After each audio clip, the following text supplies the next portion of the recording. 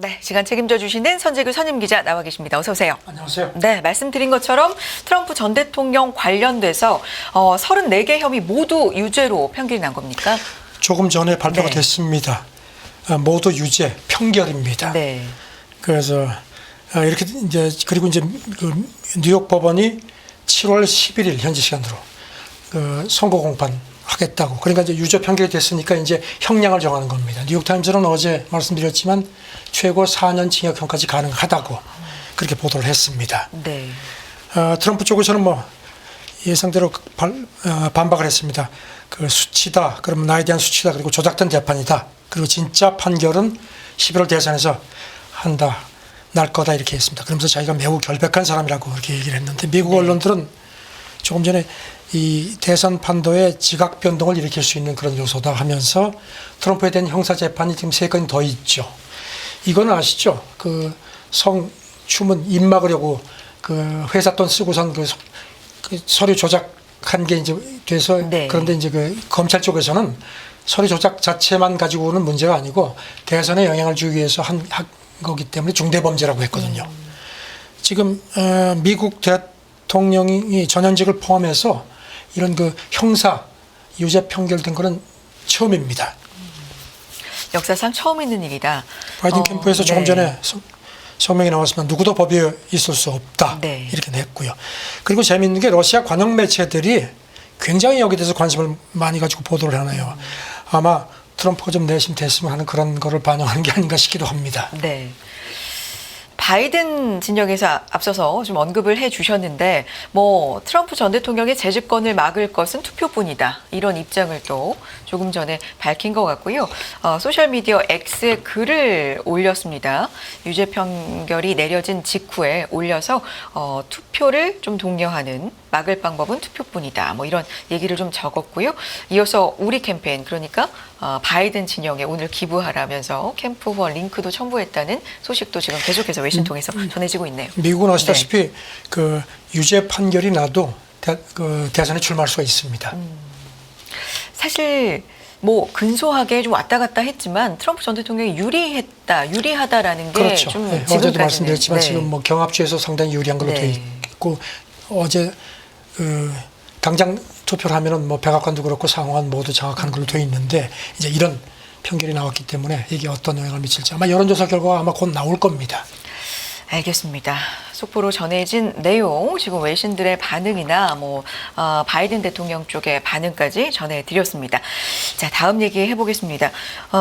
인공지능이 가져올 생산성 향상이 과대평가됐다 이런 분석이 또 나왔네요. 비슷한 얘기 전해주셨던 것 같은데. 네, 어제도 그런 말씀 드렸는데 이번에는 그 MIT 그쪽에 있는 경제학자가 전미경제조사국하고 연구를 해서 이제 발표를 한 게 있는데요. 너무 AI로 인한 생산성 향상 기대가 과대하다는 그런 판단을 밝혔습니다. 네. 지금 이 사람 얘기는 자기가 계산을 해보니까 앞으로 10년 미국 국내 GDP 증가율이 합쳐봐야 많아야 한 1.16% 정도밖에 안 될 것 같다는 겁니다. 그리고 AI 투자 붐이 지금 일기 때문에 이것까지 고려하면은 그래도 한 1.56% 수준까지는 올라가기가 거기까지만 올라갈 수 있다고 그렇게 봤다는 겁니다. 이게 사실 네. 일반 전문가들이 본 거는 상당히 훨씬 더 괴리가 많죠. 네. 지금 골드만삭스 같은 경우는 글로벌 GDP가 AI 덕택에 한 7%가량 증가한 걸로 예상을 했는데 그거보다는 훨씬 보수적입니다. 네. 사실 AI를 경제와 연관지어서 굉장히 긍정적으로 보는 핵심 단어가 생산성인데 그렇죠. 이 부분을 좀 약하게 본 건가요, 그러면? 이 사람 얘기는 이제 실제 총 요소 생산성을 얼마나 향상할 수 있는지에 대한 전망을 자기는 그렇게 높지 않게 본다는 겁니다. 그리고 이제 특히 어떤 여건에 따라서 AI의 판단을 하는 학습이 상당히 어려운 상황이 있을 수 있고 데이터 문제가 계속 제기된다고 말씀드렸죠. 그리고 이제 이 AI에 연계된 물론 새로운 업무라든가 제품이 GDP를 끌어올리는 거는 뭐 기대가 되지만 네. 딥페이크라든가 허위 광고 그다음에 소셜미디어 중독이라든가 AI 주도 해킹 같은 부정적인 부분도 같이 따라서 클 거라는 겁니다. 그래서 네. 이것까지 고려를 하면은 생산성이 올라가도 그만큼 까먹을 거다. 이렇게 이 사람은 판단을 했습니다. 알겠습니다. 다음 얘기 넘어가 봅니다. 러시아 스푸트니크 보도인데 유럽연합이 러시아 곡물과 우크라이나 경유, 가스까지 제재를 할 것 같다. 어떤 내용입니까? 그래서 어제 밤늦게 러시아 그 국제뉴스 전문 통신 그 스푸트니크가 보도를 했는데요. 네. 지금 이거를 그동안에는 러시아가 이제 유럽연합이 제재를 했지만 곡물하고 그 가스 쪽은 손은 안 댔었거든요. 그런데 이것까지도 지금 그 제재를 하는 쪽으로 지금 간다는 겁니다. 네. 유럽연합 수석 부집행위원장 겸 무역 담당 집행위원이 어제 이제 유럽연합 외교이사회에서 이제 무역 문제 논의하기에 앞서서 기자들한테 러시아 곡물하고 뭐 기름 종자 같은 것, 그러니까 여기는 밀, 옥수수 이런 게 다 포함이 되고요. 관련 식품도 들어간다고 하는데 여기에 관세를 매기는 결정을 할 거다 이렇게 전했습니다. 네. 다만 이제 유럽연합 항구를 통해서 제3국으로 수출되는 물량은 이거는 대상에서 제외된다 이렇게 이제 체코 외교 차관이 부연 설명을 했고요. 천연가스는요? 천연가스도 체코 통상장관 얘기를 보면은 네. 그동안에도 이제 전쟁을 하고 있으면 제가 몇 차례 말씀드렸는데 전쟁 중에도 우크라이나를 통한 가스관을 통해서 가스를 이제 일정량을 공급을 해왔거든요. 네. 가스프롬이. 근데 체코 통상장관 얘기가 이 계약을 종료하는 걸 지금 협의를 하고 있다 이렇게 밝혔습니다. 그러면 이제 이것까지 이제 끊기게 되면은 그야말로 이제 본격적인 제재를 하는 셈입니다. 러시아가 또 어떤 반응을 보일지 모르겠습니다. 곡물과 가스마저도 이제는 제재 대상으로 건드린다. 그런 움직임이 지금 포착되고 있다라는 얘기고요. 다음 얘기는 러시아가 부자와 기업을 대상으로 세금을 더 걷는 계획을 추진 중이다라는 얘기네요. 전쟁이 장기화되니까 아무래도 네. 좀 재정 부담이 큰 것 같습니다. 러시아 재무부가 이제 새해 그 예산 관계를 이제 자기네 의회에 제출을 했는데 네. 개인 누진 소득세하고 법인세를 새롭게 하는 거를 그 초안을 만들어서 제출을 했다는 겁니다. 어느 정도나 높이는 지금은 겁니까? 네. 소득세율 구간이 대부분 13%고 연간 소득이 500만 루블 그러니까 한 7,600만 원 정도가 넘는 경우에만 15% 개인 소득세율이 적용되는데 이 구간을 많이 세분화해가지고 최고 세율이 22%까지 높아진 걸로 그렇게 나타났습니다. 네. 그러니까 구간도 세분화되고 세율도 자체도 대폭 상향. 러시아가 그 전쟁 시작하고 나서 네. 기업에는 추가 과세를 했는데 개인 소득세에는 손을 대지 않았었습니다. 그런데 이제 아무래도 이렇게 좀 부담스러운지 이 러시아 재무부 관계자 얘기가 이게 지금 노동 인구의 한 3%에만 영향을 주는 거다. 그리고 참전자는 적용 안 하고 자녀 2명 이상 이런 경우는 뭐 환급도 가능하다 이런 점을 또 부각을 시켰습니다. 네. 기업에는 어떻게 지금 하고 있습니까? 또 어떻게 변화시킨다는 겁니까? 법인 세율은 지금 네. 최고 그 세율이 20%인데 내년부터 25%로 인상을 하는 걸로 되어 있습니다. 이렇게 되면 이제 재무장관 얘기가 내년에 세수가 우리 돈으로 한 근 40조 원 정도 더 거칠 것 같다. 그렇게 얘기를 했고요. 그래서 이걸 가지고 뭐 사회수당도 늘리고 뭐 출산 뭐 이런 걸 뭐 지원 확충을 한다고 하는데 아무래도 전쟁 그 비용으로 많이 들어가지 않겠느냐 그런 관측입니다. 공식적으로 나온 얘기가 있습니까? 크렘린궁 대변인도 이제 세제 개편에 대해서 그동안에 많은 요구가 있었다. 그래서 폭넓게 논의를 할 거다. 이렇게만 언급을 했습니다. 그러면서 네. 이제 이게 전쟁 때문에 그런 거 아니냐 그랬더니 국방 지출이 지금 국내 총생산의 6.7%인데 이게 지금 냉전이 한창이던 1980년대 옛 소련 시절하고 별로 다를 거 없다. 이렇게 강조를 하는데 뭐 고지것대로 믿는 그런 모습들은 아닙니다. 뭐 합리적인 의심은 있지만 어쨌든 공식적으로는 그런 게 아니다라고 밝히고 있군요. 다음 얘기 봅니다. 또 러시아 얘기인데요. 철수하는 서방 기업의 자산 국유화가 아닌 임시 관리하는 것이다. 러시아 쪽에서 이런 얘기를 지금 건가요? 서방이 동결 자산을 이제 거기서 뭐 나오는 수익도 쓰고 막 이렇게 네. 뭐 압류한다는 얘기가 나오니까 이제 거기에 대한 반박인 것 같습니다. 러시아 외무부 경제협력국장이 그저께 자기네 매체하고 이제 인터뷰했는데 우리가 지금 논의하는 거는 국유화 아닌 임시 관리다. 소유권 바뀌지 않는다 이런 점을 강조했습니다. 그러면서 네. 지금 이른바 비우호국을 포함한 외국 투자에 대해서 계속 러시아는 오픈되어 있다는 겁니다. 그래서 현재 10여 개사, 그러니까 보니까 뭐 덴마크 그 맥주 기업 칼스버그라든가 몇 개 회사의 이런 그 러시아 내 자산을 지금 임시 관리하고 있다 이렇게 강조를 했습니다. 네. 그러니까 약간 서방과는 다르다라는 것도 그렇죠. 강조를 서방하고 하는 달리 거네요. 우리는 러시아는 네. 비즈니스를 정치화하지 않는다. 그러면서 그 아직까지 많은 외국 기업이 남아 있는데 법만 지키면 우리가 모든 걸 지원하겠다. 서로 어떤 좀 이렇게 프로파간다, 그러니까 좀 그런 것 같습니다. 네. 노키아 지분 49%를 매입하도록 푸틴이 승인했다. 이건 어떤 얘기입니까? 그 노키아가 그러니까 네. 핀란드 노키아가 러시아 그 국영통신사하고 2018년에 그 자회사를 만든 게 있는데 이제 러시아 쪽에서 51% 지분을 가지고 있는데 이제 전쟁 나고 나서 철수했습니다. 그 노키아가. 그러니까 이제 그거를 이제 갖고 있다가 이제 이거를 이제 합작 지분을 인수를 해라. 그래서 이제 푸틴이 서명을 했다고 하니까 이제 자기들은 이런 법적 절차를 따른다는 점을 이렇게 부각시키려는 것 같습니다. 알겠습니다. 다음 얘기 해봅니다. 캐나다 부총리 겸 재무장관이 중국 과잉 생산 대응 필요성을 언급을 하면서도 좀 미국과는 우리는 다르게 간다. 뭐 이런 얘기를 했나 봐요. 이게 블룸버그가 캐나다 부총리 겸 재무장관 그 얘기한 거를 전했는데 이렇게 네. 좀 묻혔습니다.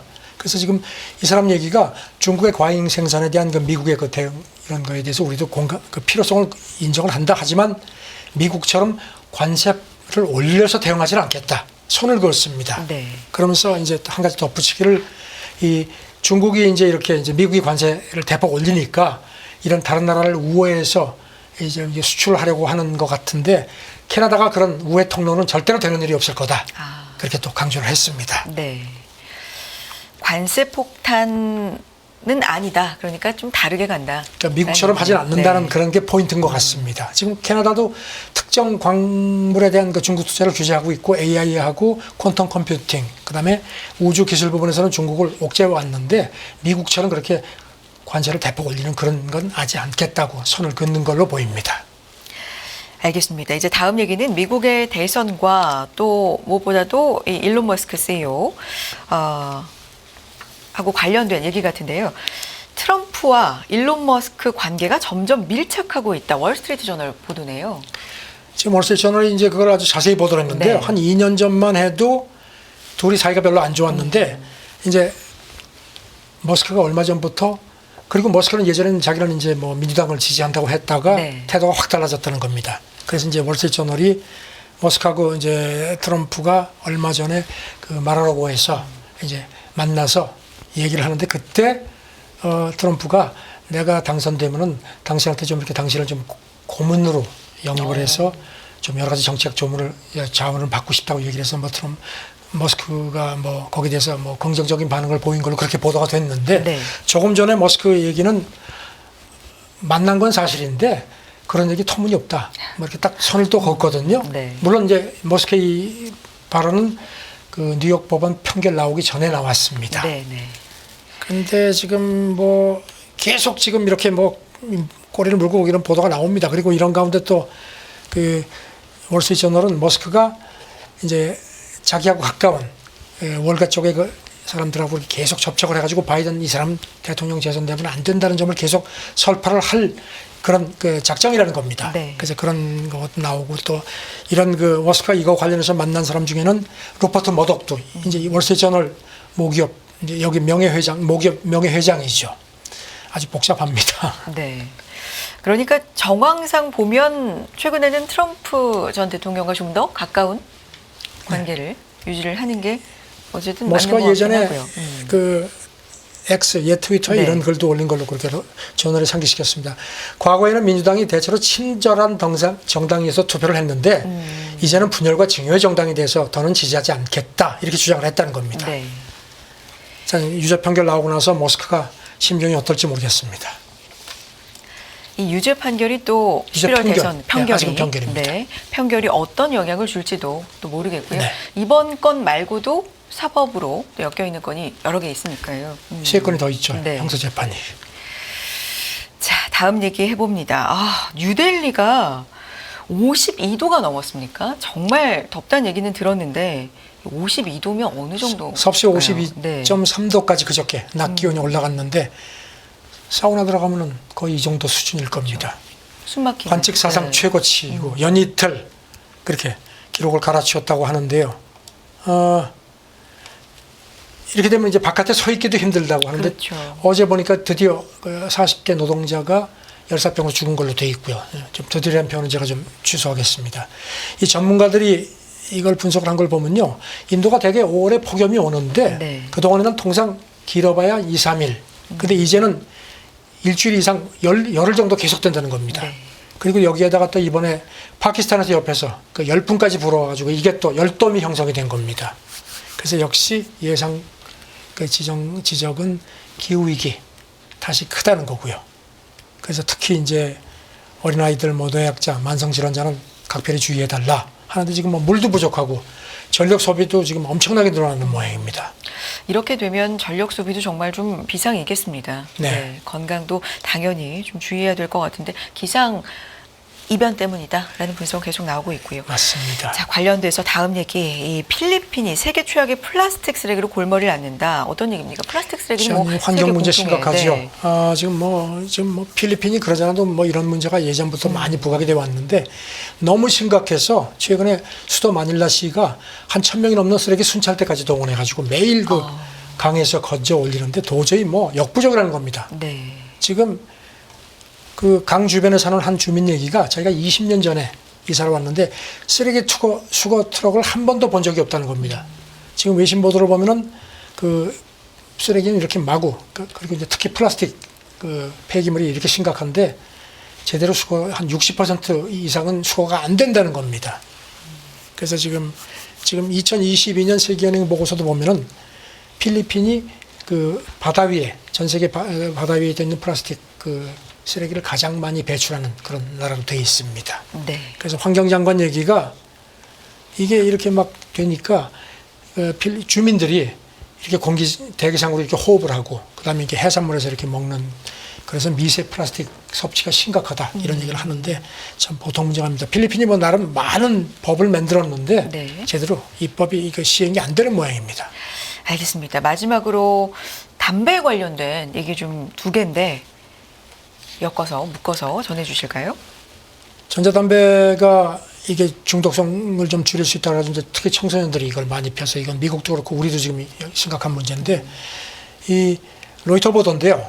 그 미국 식품의약국이 네. 최근에 전자담배에 들어가 있는 그 이제 천연 니코틴을 대체하는 물질이 6메틸 니코틴이라는 건데 이것도 천연 니코틴 못지않게 부정적인 영향이 강하고 중독성도 높을 수 있다는 연구 결과가 계속 나와서 FDA가 이것 때문에 지금 다시 검토를 하고 있다는 겁니다. 그래서 이거를 FDA 쪽에서 이렇게 우리가 지금 자료를 다시 뒤지고 있다. 그래서 만약에 심각성이 확인이 되면은 다른 조치를 취하겠다고 얘기를 했다는 겁니다. 그 니코틴 대체 물질이 오히려 천연 니코틴보다 안 좋을 그렇죠. 수도 있다. 그러니까 이제 참 좀 네. 아이러니하게도 담배 회사들이 신바람이 났습니다. 네. 말보로 제조사인 알트리아 쪽에서 그 성명을 냈습니다. 거 봐. 천연 니코틴, 뭐 천연 담배가 나쁘다고 그러는데 봐. 중독, 이런 그 전자담배가 더 나쁘지 않느냐. 그렇게 또 얘기를 하면서 FDA한테 조치 취하라고 압박을 합니다. 네. 근데 지금 아직까지 뭐 여기에 대해서 연구 결과들이 조금 엇갈리긴 하는데 전반적으로 전자담배 안전성 절대로 과신하면 안 된다는 쪽에 무게가 실리고 있습니다. 알겠습니다. 오늘도 트럼프 전 대통령 평결 관련 속보를 비롯해서 여러 가지 국제 뉴스 전해주셨습니다. 선재규 선임 기자 함께했습니다. 고맙습니다. 네, 감사합니다.